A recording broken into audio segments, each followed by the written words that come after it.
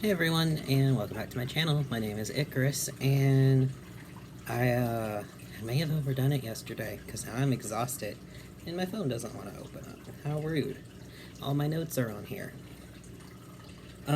So, because I am a reactionary person, and every time I see people talking about lesbians and m-spec lesbians, which m-spec lesbians are people that kind of see themselves as more than just lesbians, so bi or pan, that sort of thing. It's a very individual thing, but in-spec is like multi-spec, or I think that's it. I'm still learning about in-spec particularly, like I understand it, but I don't know what all the origins and stuff are from. But I've been seeing people argue about how lesbianism is literally just about women. Of course, you've got the TERF lesbians who believe that trans women can't be lesbians, that sort of deal. So I was like, you know what? I remember some history. How about I talk about lesbian history a bit? Because I'm a dude, so I get to talk over the women, right? That's the joke. That is the joke, right, Dwayne? He doesn't care. He just wants food. Anyway, I'm starting with the lesbians, and we'll see about going through other queer history through the future. And I have notes. A lot of notes. Before I start, I will say most of my research was a combination of me checking wiki sources as well as having to go into various queer blogs and that sort of deal for more information in some things where I couldn't verify the information from Wikipedia. Some of it is from my own memory. All of this is in my own words. If you are interested in learning about lesbian culture, I would suggest not only speaking to the modern day people, but looking at wiki articles like lesbian history, political lesbians, those sort of things, because when you go into their source content, it has some pretty good eye-opening stuff that maybe you wouldn't get just from talking to modern day lesbians who may not be totally familiar with the history. Which is why I'm making this video, because I feel like there's a lot of young people that don't understand how the term lesbian came about. So we're going to start with the beginning. Lesbian, as I'm sure most people know, is actually derived from the Greek island Lesbos. Lesbos is the island where Sappho lived in the 6th century BCE. Now, Sappho, this bitch was fantastic, because what she would do is she lived on this island and she would take in younger women for their own education or for their own cultural enrichment. Sappho was also essentially the world's first really well-known raging lesbian. Her poetry is why we have the words like sapphic or sapphism, because her poetry is all about women's daily lives, their relationships and rituals, as well as her talking about how beautiful girls are and how much she loves them. Not a lot exists in modern day, but what it does is gay as fucking hell. So another cool thing is at the time, until like the late 19th century, lesbian was generally referred to anything from the island of Lesbos. So it could be the culture, it could be wine, it could be anything. So lesbian wine culture confirmed, I guess. This isn't wine, I'm just really dehydrated after my medication. Lesbian actually began referring to women loving women around 1870, and it didn't really become more prevalent until 1890, and around the 1920s is when it became the sort of female equivalent of a sodomite. So, a man who enjoys being sodomized. And part of this is because throughout history, female homosexuality wasn't considered as bad of a thing as male homosexuality. So kind of how like trans men get woobified by media and by TERFs. Well, lesbianism, or women having romantic, intimate relationships with each other, was a thing that people would look at and be like, what the fuck? But if it was a dude doing it with another dude, oh, well, that's a crime against the church, obviously. So basically, female homosexuality was woobified, and people didn't really care about it as much because they didn't see it as much of a threat. There were some sexologists who were seeing this as a form of insanity or a neurological problem. And there were arguments about whether or not this was a sort of lifelong condition. So like you were born a lesbian or you became a lesbian at a young age and it just went on throughout the rest of your life. Or if it could be quote unquote cured through the application of a practical home life and basically forced heterosexuality. Around this time, with the sexologists whose last names were Kraft, Ebing, and Ellis, they would talk about this and say that there were a few female true inverts, where invert meant the rejection of traditional gender roles. That's why you would have a woman or a female, and then you'd have the invert, and that would be someone who is rejecting classical femininity, their gender roles, being domestic, that sort of thing. Kraft, Ebing, and Ellis are actually the two sexologists whose research kind of showed homosexuality as a cognitive abnormality and not something that was chosen. So their research got a lot of homosexual men behind it, simply because it was one of the first instances where their condition was not considered something that they chose, and that it wasn't it was something they couldn't help. So it was basically, although they were born this way, they just happened to be born insane or perverted.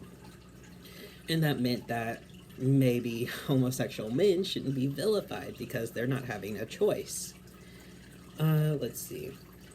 And around this time is also when homosexual subculture, especially lesbian subculture, started actually being a subculture, because they didn't really have any areas that they could cohabitate with others. They really only had the idea that they were perverted and not necessarily safe to be around, and that's sort of what the subculture started coming around. And this is important because previous to the 1920s, when we start getting mentions of bisexuality,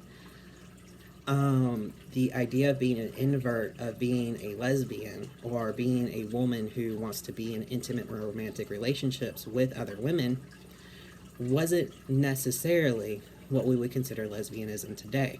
So we would have lesbians who were asexual, or lesbians who were bisexual, and they were categorized as lesbians and degenerates because they happened to have this connection with other women. Maybe it wasn't solely other women, but the idea that they were attracted to women was why they were considered different. So that's why in modern time, when you have m-spec lesbians, they have always been there. It just happens that sometimes the terminology changes around and we have more words to describe feelings, but it doesn't invalidate the people that choose to call themselves lesbians while also still being bi or masculine. The fish are hungry. I'll be feeding them after this. Alright, so as I said, in the 1920s, we actually start hearing a little bit more about biculture. Bisexual chick would be a woman who was interested in exploring relationships with other women. But really before that, we didn't really have terminology for sexual plurality. It became more of an idea in 1940 with the Kinsey scale. We know Kinsey. He's the one that's like everyone's a little bit gay, most likely. We also have the development of butch and femme roles as we enter the mid 1900s. There is a lot of back and forth about it, about the idea that these roles were created by lesbians in an attempt to be all mimicking heterosexual relationships. There was also a lot about the idea that femme lesbians would have been able to be disguised better than butch lesbians in culture because you wouldn't be able to look at them and tell they were lesbians. But then you also have other people going back and talking about how if a femme lesbian chose to openly date a butch lesbian, then they also became hyper visible. So it's all really cool. And there's been a lot of push back and forth to modernity about whether butch and femme roles should exist within lesbianism. And I mean, I'm pretty open-minded, so you probably know where I stand on things, but it seems kind of shitty to say that someone's chosen gender expression invalidates them from being a lesbian because they're trying to mimic heterosexuality. Also in modernity, I forgot, this is one of my notes. There's this idea of maybe some of the early butch lesbians may have been kind of figuring out their gender and may have been trans or gender non-binary or a gender fuck of sorts. But it's not really something we should go into detail about unless there are records from these people discussing their gender identity and how they relate to it. It doesn't seem, just as much as it's not fair to erase the obvious gender fuckery that people like Joanne of Arc or Jim McHarris have gone through in the past and how insistent they were on their own gender identity. It seems just as disingenuous to do that to someone who we don't know their feelings about it. Alright, bisexual does not actually become a distinct and well-known term until 1960. It starts to garner a lot more attention around that time. You know, 1960s is queer civil rights as well as POC civil rights. So there's a whole lot going on in the US at that time. And it takes time for bisexuality to be seen as something distinctly different from female homosexuality. And that goes up to the 1980s and 1990s. So, like, I was born and bisexual was still, people were learning what that was. I am 28 years old. This is not in the distant past. Let's see. One of my favorite little, my bullet points is, there's been an ongoing debate of whether sexual activity between women is needed for lesbian identities. Arguments that it's a construct by men to put women into certain boxes and other connections, i.e. intellectual, social, ideological, or more important than genital attraction. So this note is what I was saying about the push and pull of the idea of how necessary sex is for to be a lesbian. And this becomes more and more of a thing as we enter modernity again, because you start getting lesbian feminists and political lesbians, as well as the Gold Star lesbians and lesbian separatists, where in the past we see a lot of women loving women culture where it may not necessarily have been sexual. We have romantic friendships are really good. The Ladies of Llangollen is a really good example. I ended up getting sidetracked for a while, but I'm going to keep this short. So, the Ladies of Llangollen are Eleanor Butler and Sarah Ponsonby. They were a pair of upper-class Irish women in the late 18th century. And they ended up basically eloping to Wales so that they wouldn't get stuck in marriages they don't want. And while my favorite note is, they had a succession of dogs that they kept naming Sappho, and they would ride around on horses in, like, men's clothing and wear top hats, and people seemed to be more offended by the fact that they chose to wear this and also powder their hair, like men did.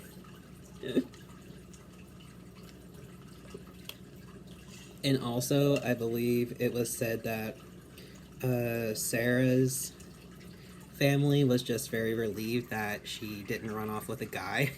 They tried to get them back, but eventually gave up. And they are apparently very well known. Authors and writers and poets have written about them in the past.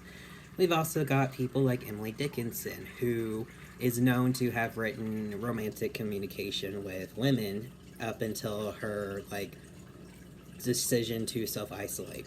And there were free women, black people, Addie Brown and Rebecca Primus, who were even more explicit and talked about how each other's kisses were electrical or something like that. They loved talking about how they kissed each other and how much they loved kissing each other, essentially.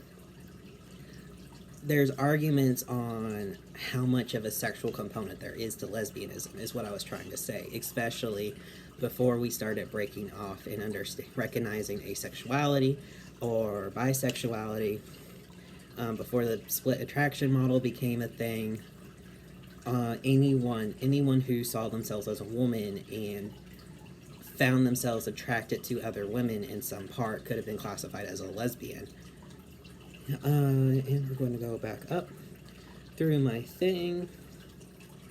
When we entered the 1990s and bisexuality is becoming a bit bigger again, the idea of sexual flexibility started becoming more well known.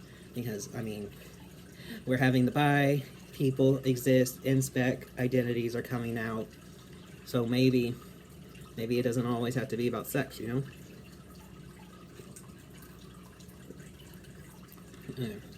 I have another note under Gold Star Lesbian that we'll get to in a sec.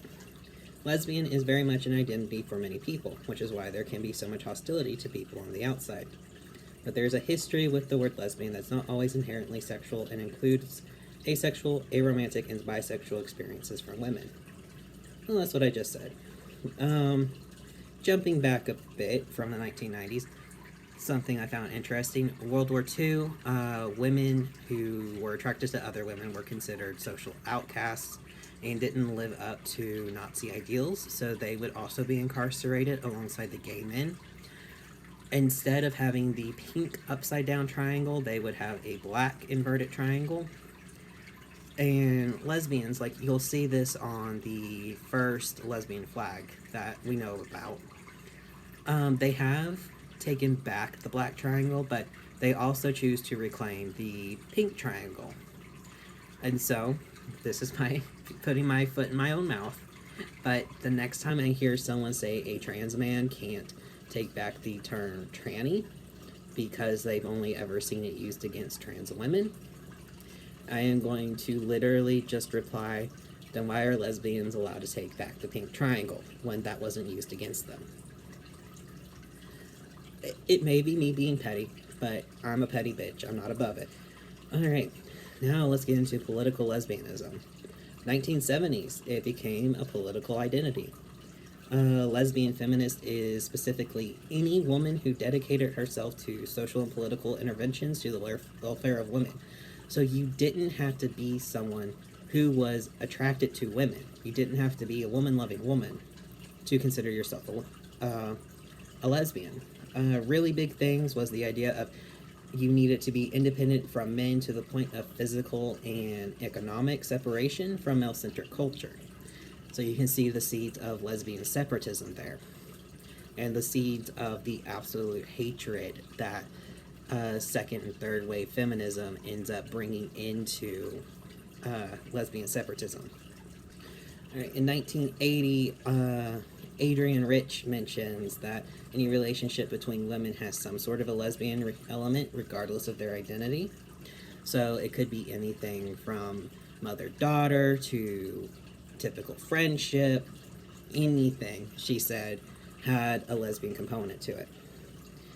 And heterosexuality is forced upon women by men.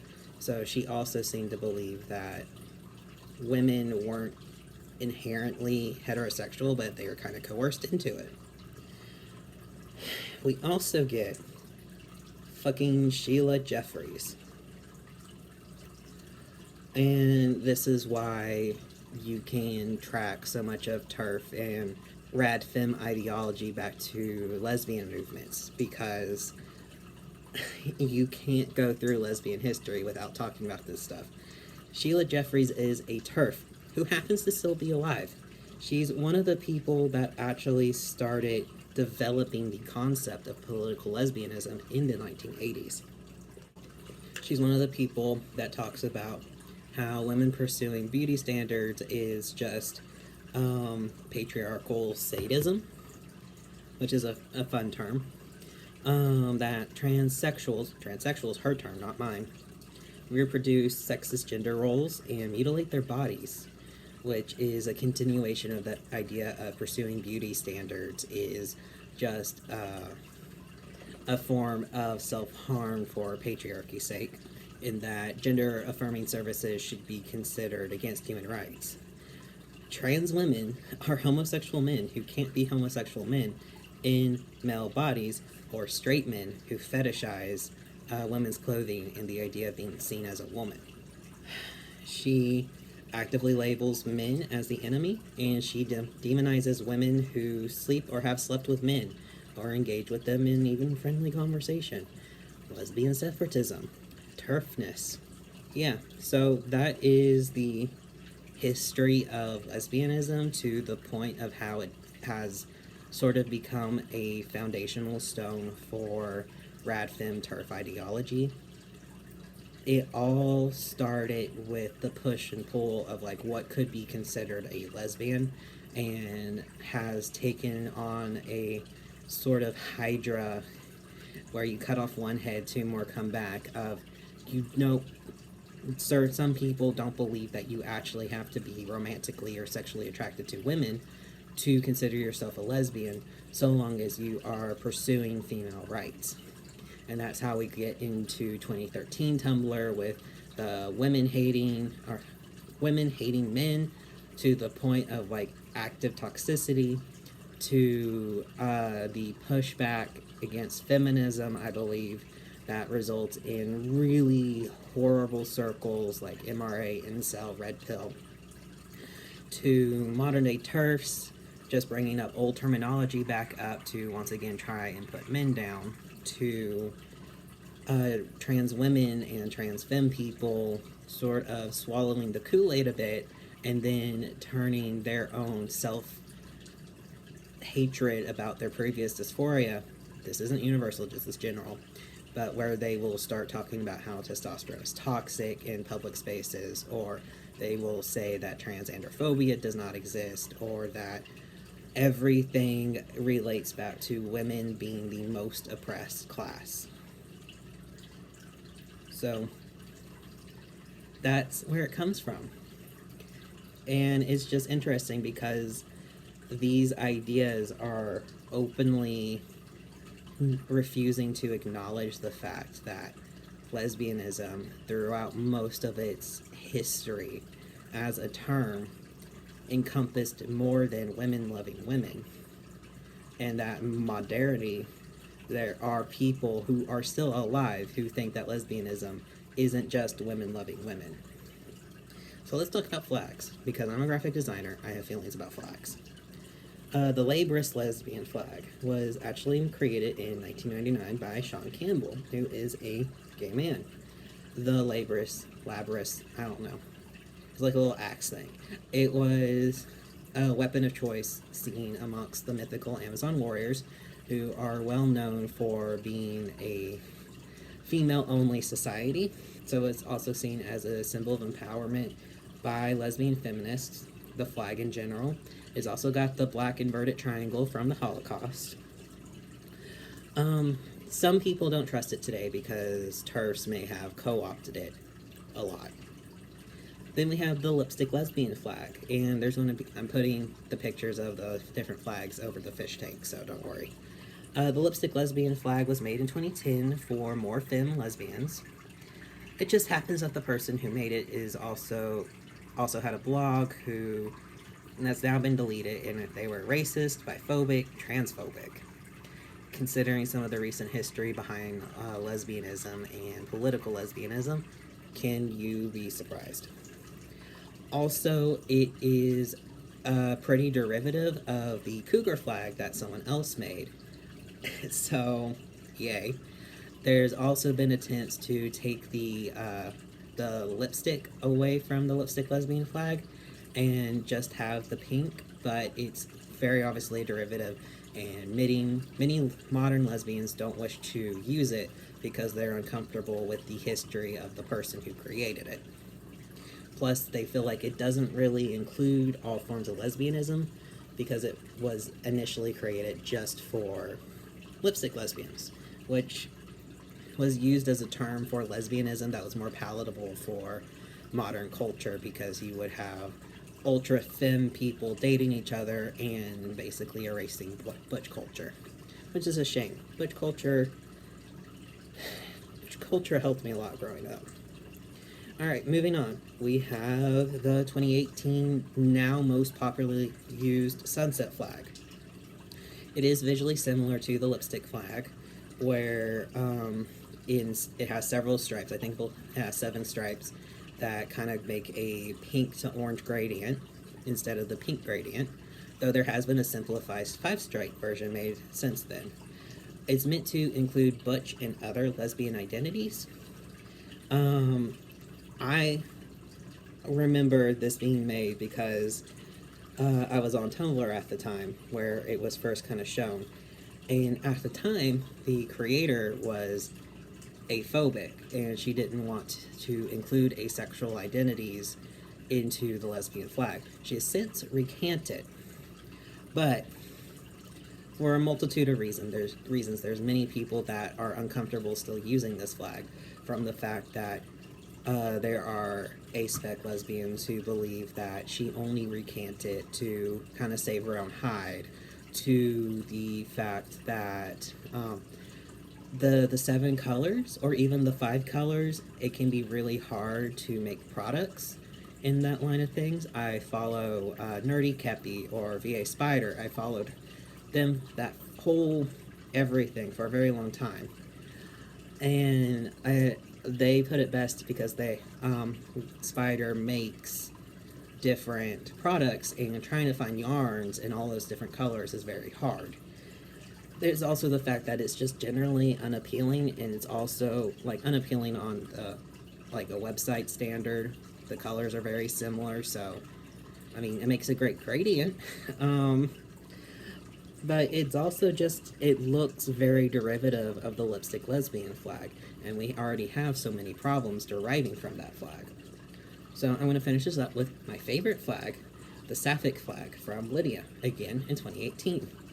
It was created by an First Nation lesbian after learning about the pink flag, the lipstick lesbian's flag's history.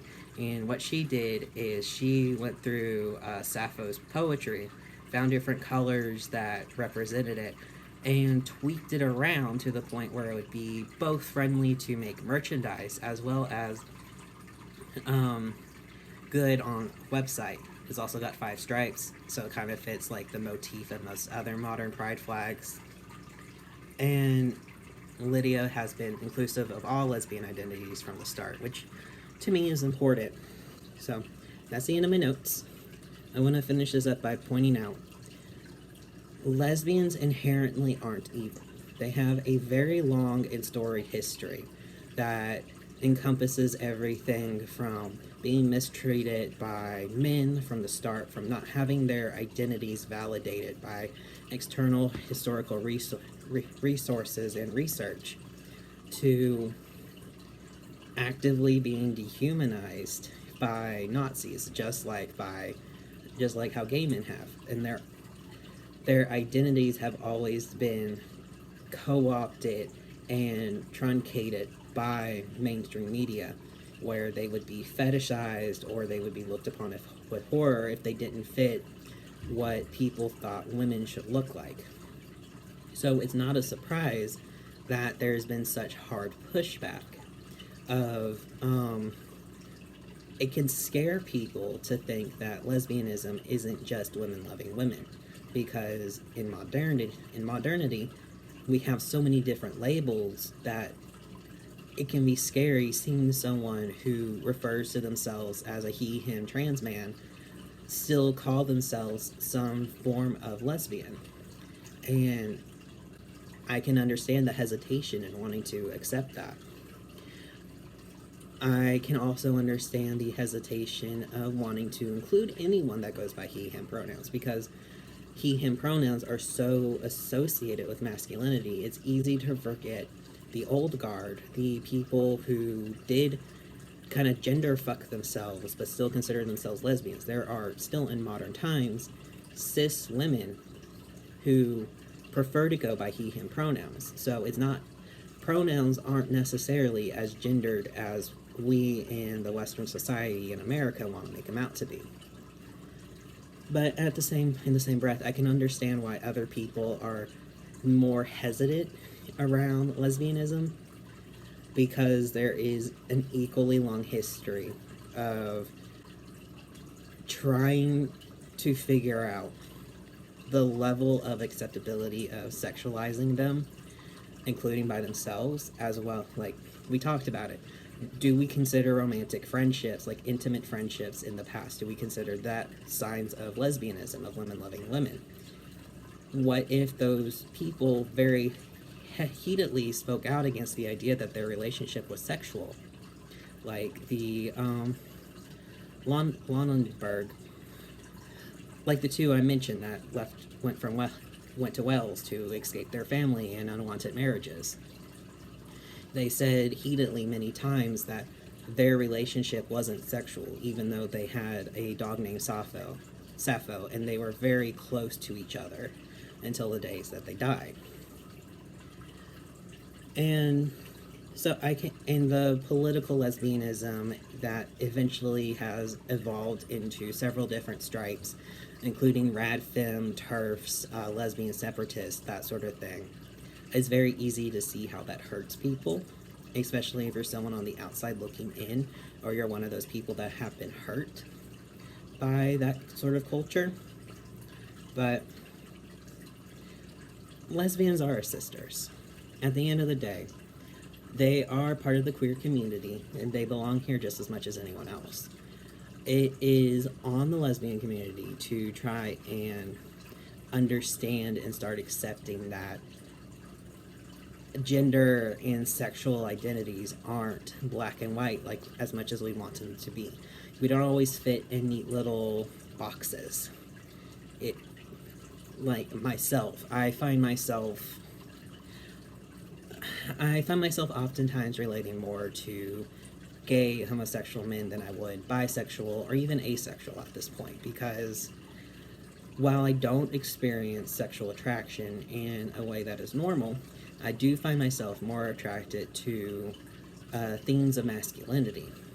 But for me, masculinity isn't something that is inherent in men. It is also seen in butch culture, or it can be seen in my partner who is non-binary, but they're very femme. They love flowers and plants, and they're either wearing pastels or green. Not green, or black and white. They have a Willwood hoodie that we call their Woody, because we are 12, actually.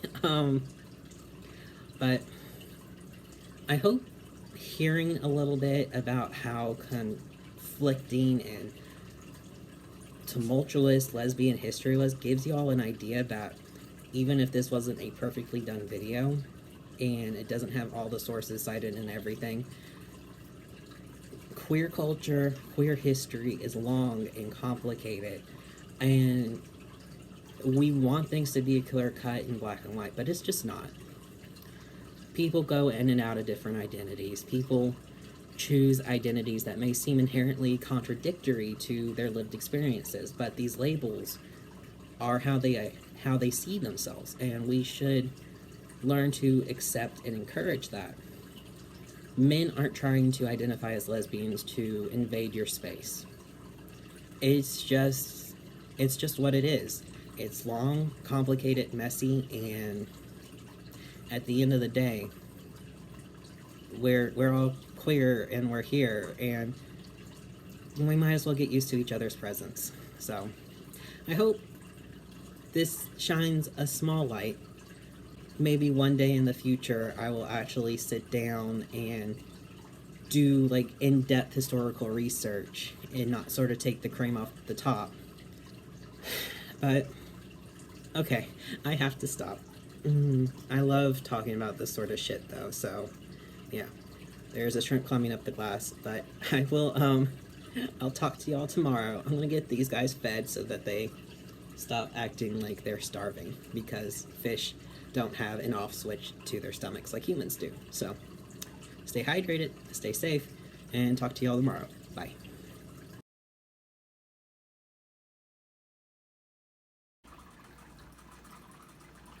As promised, they have been fed.